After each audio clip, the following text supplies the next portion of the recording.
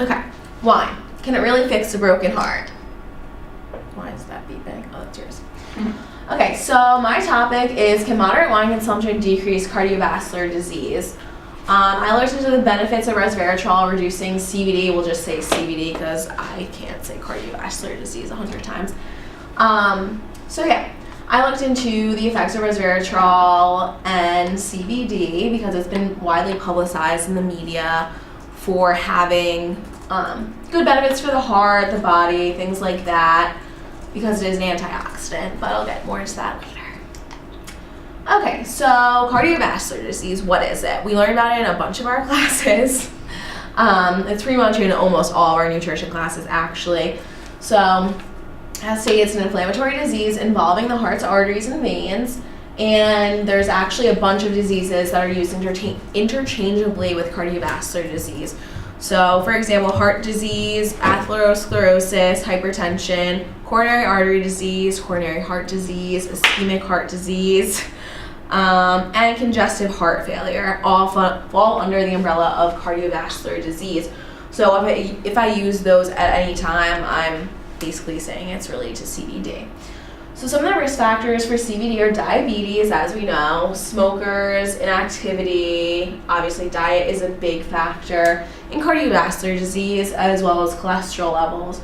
So what happens when there's high cholesterol levels in the blood, predominantly LDL levels, if there's high LDL levels from excess saturated fat consumption, that can actually lead to damage of the cells in your heart and arteries.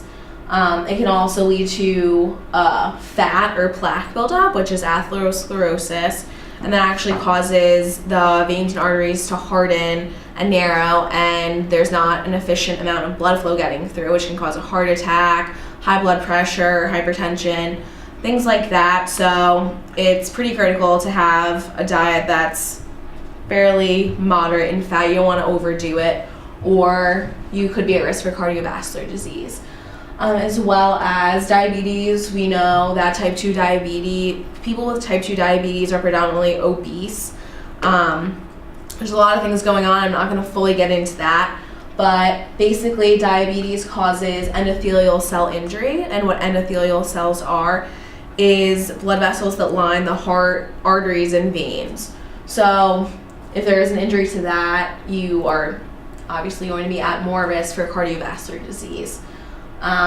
Smokers, also, that is a degenerative disease just like diabetes. It causes a lot of oxidative stress or stress on your heart, arteries, veins. There's a lot of stuff going on and stuff that needs to be moved around.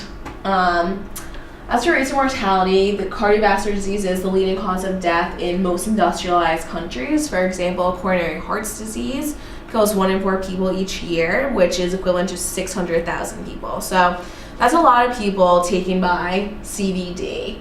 And that can actually be attributed to the bigger portions over the years, because the number has grown for cardiovascular disease over the years. That can be attributed to bigger portion sizes, everyone trying to get more bang for their buck, convenience. Everyone wants to have fast food because it's easy. No, everyone's lazy today, basically.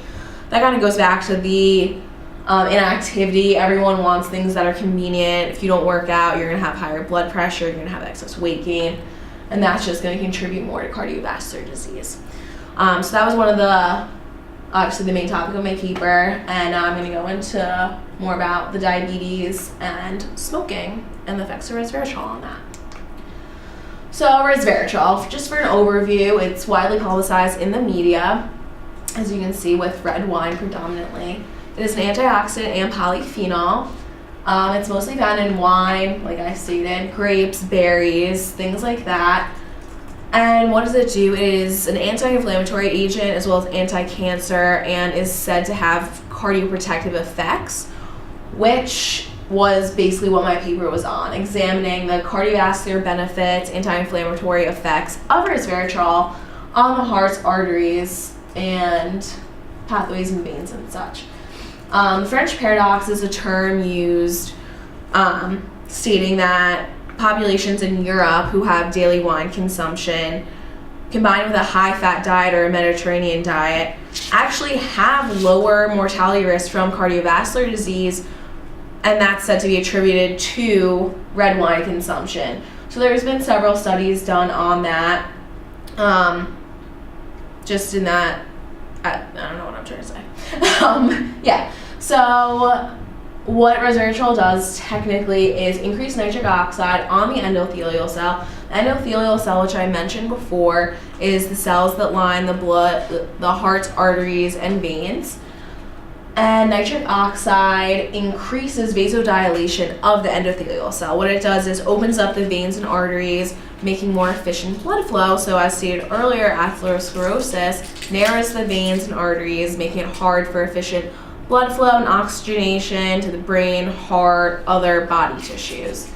So resveratrol increases that, and other factors that go along with that, like reactive oxygen species, which, like the name states, are very reactive. They cause cell degeneration or proliferation, which obviously if your cells are being broken apart, that is not good for your body. So, okay. So as stated before, my subtopics in my paper were diabetes and smoking and how that can be attenuated. I don't know what I was saying with that, but how diabetes effects can be attenuated by resveratrol and thus preventing cardiovascular disease. So as stated, diabetes is a degenerative inflammatory disease. It causes the endothelial cell injury and actually impairs nitric oxide production, which I stated before dilates the veins and arteries, which is essential for good and efficient blood flow, and it is a cardiovascular disease risk factor. So a couple studies that I put in my paper assess the effects of resveratrol on diabetics actually. So this one, resveratrol protects vascular smooth muscle cells against high glucose-induced oxidative stress and cell proliferation in vitro. As stated before, diabetes and smoking are degenerative diseases. They cause oxidative stress, which basically breaks down your cells. So they assess sirtuin-1 or SIRT1 on vascular smooth muscle and atherosclerosis. So as stated earlier, atherosclerosis is the fat buildup in your veins and arteries, and vascular smooth muscle is essentially the muscle around your heart. So they were seeing how sirtuin-1, which is activated by resveratrol, can help attenuate atherosclerosis and actually improve the symptoms so it doesn't develop into a complete thrombus or like blockage of the artery. So what they found was resveratrol does inhibit vascular smooth muscle cell breakdown or proliferation, and actually increases the cell number and attenuates atherosclerosis and CVD development. So here's just a little chart of what they found. When looking at resveratrol, they actually treated cells with resveratrol and then treated them just with a normal water solution, I guess you could say, without resveratrol. And the cells that were treated with resveratrol, as you can see in the red, increased significantly compared to the other cells. They kind of just plateaued, nothing happened with them. So this could be really important in treatment of diabetes in the future. Just something to think about, not just like drinking wine, but maybe resveratrol supplements or something to that effect, just to help decrease inflammation in diabetes. Yeah, okay. And then cardiovascular disease and smoking. So as stated before, smoking is a degenerative disease. The body is in an inflammatory state, and specifically the C-reactive protein is increased. So what C-reactive protein does, it measures the inflammation in the body.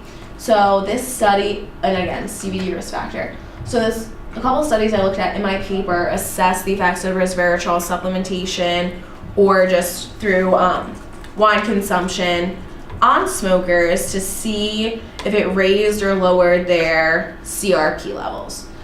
So the study was anti-inflammatory and antioxidant effect of resveratrol in healthy smokers, a randomized double-blind placebo-controlled crossover trial. And they assessed the effects of, like I just said, assessed the effects of resveratrol on inflammation and oxidative stress in healthy smokers.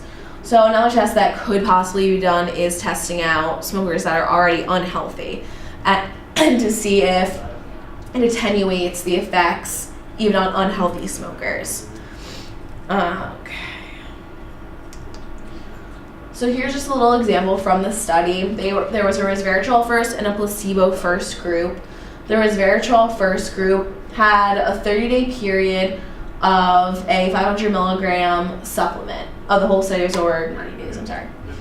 So the first resveratrol group had a 500 milligram supplement of resveratrol, followed by a 30-day washout period where they just had their normal diet, and then ended with a placebo. And then blood tests were collected to measure their CRP and other values. The next group was the placebo first, and it was basically the exact same thing, but they ended with resveratrol. They actually noted that the CRP levels decreased by 50% in both groups. And just going back to the slide before, there is an implication that it could be dose dependent. So when looking at other studies similar to this, they noted that another study assessed someone just on resveratrol supplements over a year span, but only 8 milligrams versus 500 milligrams.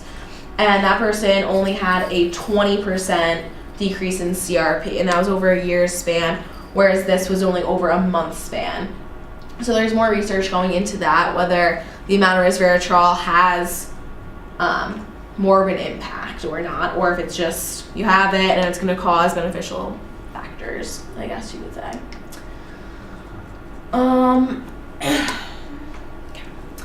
So I guess to conclude, like I said, it could be dose dependent, so a glass, not a gallon. It was actually found in several studies that multiple glasses of wine actually cause the opposite effect. So excess alcohol, just of any type, increase your risk of high blood pressure, triglycerides, liver damage, cirrhosis, things like that. Certain types of cancer, accidents, other problems. It can also weaken your heart muscles, which is not good. So that is called actually cardiomyopathy, which we learn in other courses as well. So it was found that moderate red wine consumption does in fact decrease cardiovascular disease risk. So resveratrol inhibits oxidative stress and vascular smooth muscle cells from being destroyed by reactive oxygen species and oxidative stress, which I stated earlier, breaks down your cells and just really inhibits oxidation from happening and causes inflammation in the body. So it was also concluded that this is done by resveratrol increasing nitric oxide by increasing endothelial nitric oxide synthetase. So it does that by its antioxidant properties or polyphenolic properties. And it was found that the antioxidant portion of the wine, which I just stated, the resveratrol, rather than the ethanol portion, actually is the most beneficial and causes the most vasodilation. So there was other studies actually done where they tested a bunch of different alcohols, beers, spirits, wines, red wine, white wine, a bunch of different things. And they actually found they all had the same risk of overall mortality, but red wine was the only one that had a decreased mortality from cardiovascular disease. So basically what that is saying is red wine attenuates CVD and lowers the death rate from cardiovascular disease, which goes back to the beginning slide, the French paradox, that because red wine and just wine in general is such a big thing in Europe, that's why they're having such a decrease in mortality from cardiovascular disease than in the United States, because they do enjoy their red wine in moderation with each meal, whereas over here we have bottles or we have shots on the weekend, we binge drink as college kids. So unfortunately, if you're a beer fan, that's not going to benefit you in any way, or if you are a binge drinker. So remember to enjoy that daily glass of wine with dinner or lunch or breakfast, whatever you want. It's 5 o'clock somewhere. Forward thinking. So if I had to pick a test, I would do a longitudinal study and test varieties of wine. Because as stated before, it could be dose dependent. So I would test various types of red wine, where they come from, which one has the highest amount of resveratrol, red versus white wine. Kind of follow those people who are at risk for cardiovascular disease over a year span, and then maybe over a 10-year span, see how they're doing, see if their risks decrease from moderate wine consumption every day. Yeah, so that's pretty much it. I have some nice wine samples to start our day, and yeah, hope you enjoyed my talk.